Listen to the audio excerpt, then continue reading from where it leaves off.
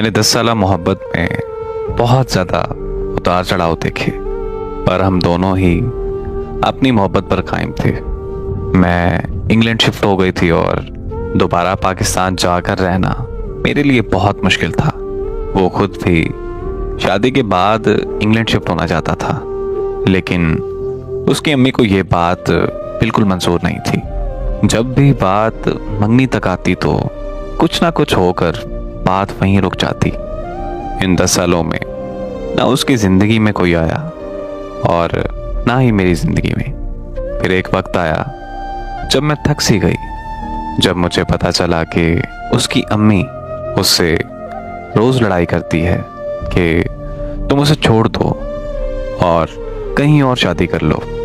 तो मैंने उससे झूठ बोल दिया कि मेरी मंगनी हो गई है, अब तुम भी कहीं और शादी कर लो। हमारी 6 महीनों तक बहुत लड़ाई चली और फिर उसकी मंगनी की बात किसी लड़की से चलने लगी।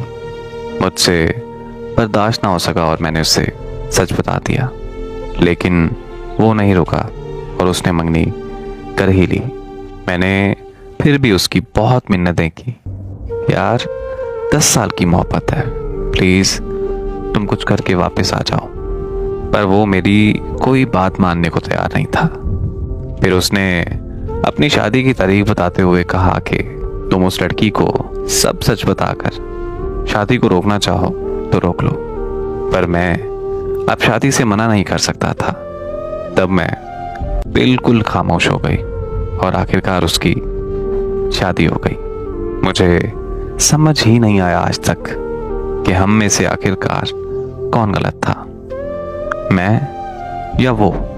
जिंदगी के 10 साल हमने किस बात का इंतजार किया। आज उन 10 सालों को जिंदगी के किस हिस्से में रखूं मैं। अगर हम दोनों मिल ही नहीं पाए तो जमाने से क्यों लड़ते रहे। आज तक मुझे इस बात का जवाब नहीं मिल पाया और शायद कभी मिल ही नहीं पाएगा।